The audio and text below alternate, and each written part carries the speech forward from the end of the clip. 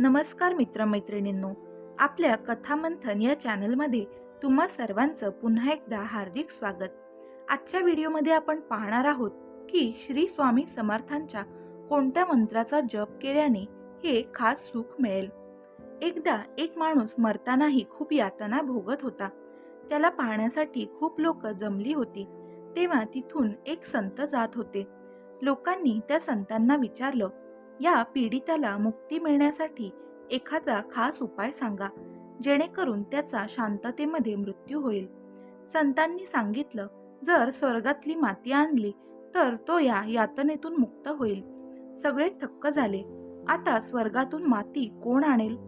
संतांचं ऐकून एक निरागस छोटा मुलगा धावत धावत गेला आणि एक मुठ्ठी भरून माती घेऊन परत आला आणि म्हणाला, ही घ्या स्वर्गातली माती. या मातीने यांना टिळा लावा. एका माणसाने त्या मुलाच्या हातातली माती घेतली आणि यातना भोगत असलेल्या त्या माणसाला टिळा लावला. टिळा लावता आणि तो माणूस यातनामुक्त झाला आणि त्याचा मृत्यू झाला. सर्वजणांनी ही हकीकत पाहिली आणि सर्व चकित झाले. त्या संतांनी त्या लहान मुलाला विचारले, बाळा, तू ही माती कुठून आणली? पृथ्वीवर कुठे स्वर्ग आहे की काही क्षणातच तू ती माती आणलीस? व्हिडिओमध्ये पुढे जाण्याआधी सर्वांनी कमेंट्समध्ये श्री स्वामी समर्थ लिहायला अजिबात विसरू नका. त्या लहान मुलाने संतांना सांगितले, आमच्या शिक्षकांनी सांगितलं होतं, आईचा आशीर्वाद आणि तिच्या पावलांमध्ये जे स्वर्ग आहे ते इतर कुठेही नाही. यामुळे ही माती मी माझ्या आई उभी असलेल्या जागेवर असलेली माती घेऊन आलो आहे. तेव्हा संत म्हणाले, खरं आहे, ज्या मुलांमुळे आईच्या डोळ्यात पाणी येतं त्याला अशा मरण यातना भोगाव्या लागतात. त्यामुळे तुम्ही कितीही यश मिळवा, जीवनामध्ये पैसा जमवा, आकाशाला गवसणी घाला, पण आई आनंदी नसेल तर भगवंताला देखील तुम्ही निराश कराल. कुठलंही दानधर्म केल्यानंतरचं मिळणारं फळ हे तुम्हाला मिळणार नाही. आता आपण या कथेचा बोध काय आहे ते जाणून घेऊया.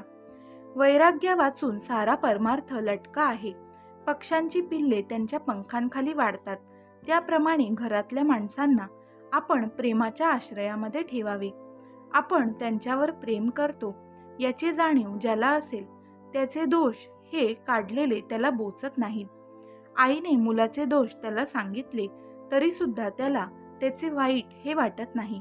रोग्याच्या अंगातला ताप निघाला की त्याला शक्तीचे औषध लागू पडते, कारण शक्ती येणे हे स्वाभाविक आहे. त्याचप्रमाणे अंतःकरण शुद्ध झाले की परमार्थ हा सोपा बनतो. परमार्थामध्ये मनाचे कष्ट आहेत, कारण आपल्याला मनाच्या आजपर्यंतच्या सवयीच्या उलटे जायचे आहे आणि म्हणूनच परमार्थाला अगदी स्वतःपासून सुरुवात करायची असते. आतमध्ये भगवंताचे अनुसाधन बांधून ठेवून बाहेरून वृत्ती आवरण्याचा जो प्रयत्न करील त्याला परमार्थाचा अनुभव लवकर येईल. मन जरा भगवंतापासून बाजूला झाले की इतर विषयाने त्याच्यावर घाला घातलाच असे म्हणून समजावे. साधकाने रात्रंदिवस अगदी डोळ्यात तेल घालून जप केला पाहिजे.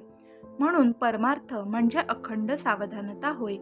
प्रपंच आणि परमार्थ वेगळा नाही. प्रपंच अनासक्तीने आणि आनंदाने करणे हाच परमार्थ आहे. परमार्थाच्या आड काय येते? धन, सूत, दारा वगैरे हे या गोष्टी आड येत नाही, तर त्यांच्यावरचे जे ममत्व ते आड येते. वस्तूवर आसक्ती न ठेवणे हे वैराग्य आहे. ती वस्तू नसणे हे वैराग्य नव्हे. एखाद्याला बायको नसली म्हणजे तो विरक्त आणि असली तर आसक्त असे म्हणता येणार नाही. बायको असून लंपट नसेल तो विरक्त आहे, ते परमात्म्यानेच दिलेले आहे आणि ते त्याचेच आहे असे मानून आनंदाने राहणे हे वैराग्य होय. या भावनेत राहून जो इंद्रियांच्या नादी लागत नाही तो वैरागी. वैराग्य वाचून सारा परमार्थ लटका आहे. कोणतीही गोष्ट अभ्यासानेच साध्य होत असते. आज खरी भक्ती नाही म्हणून भगवंताचे स्मरण नाही, आणि भगवंताचे स्मरण ठेवण्याचा अभ्यास केल्याशिवाय खरी भक्ती येत नाही. शहाण्या माणसाने उगीच विकल्प न लढविता भगवंताचे स्मरण हे ठेवायला आरंभ करावा. ज्या ठिकाणी आपल्या ओळखीचे कुणी नाही, आपले आप्त कुणी नाहीत, जिथे आपल्याला कुणी मान सुद्धा देत नाही, अशा ठिकाणी राहून अनुसंधानाचा अभ्यास करावा. जिथे कुणी आपल्याला ओळखीचे नाही असे स्थान आपल्या अभ्यासाला चांगले असते असे मानले जाते. आपल्या यातना या दूर करायच्या असतील, आपल्या मनातली जी घालमेल असते ती दूर करायची असेल आणि समाधानी राहायचं असेल तर मनावर ताबा मिळवण्यासाठी या तारक मंत्राचे पठण नक्की करावे. सर्व रोज हे तारक मंत्राचे पठण करू शकतात. आता आपण जाणून घेऊया ते कसे करावे. निशंक होई रे मना, निर्भय होई रे मना, प्रचंड स्वामी बळपाठीशी नित्य आहे रे मना. अतर्क्य अवधूत हे स्मरणगामी, अशक्य ही शक्य करतील स्वामी. जिथे स्वामी चरण तिथे न्यून काय, स्वये भक्त प्रारब्ध घडवी ही माय. आज्ञाविण काळही नाने त्याला, परलोकी ना भीती तयाला. अशक्य ही शक्य करतील स्वामी. उगाची भीतोसी भय हे पळू दे, वसे अंतरी ही स्वामी शक्ती कळू दे. जगी जन्म मृत्यू असा खेळ ज्यांचा, नको घाबरू असे तू बाळ त्यांचा. अशक्य ही शक्य करतील स्वामी. होई जागा श्रद्धे सहित, कसा होशी त्या वीण तू स्वामी भक्त. आठव कशी दिली त्यांनीच साथ, नको डगमगू स्वामी देतील हात. अशक्य ही शक्य करतील स्वामी. तीन मन नाम ध्यानाती तीर्थ, स्वामीच या पंचामृतात. हे तीर्थ घे आठवी रे प्रचिती, न सोडती तया जया स्वामी घेती हाती.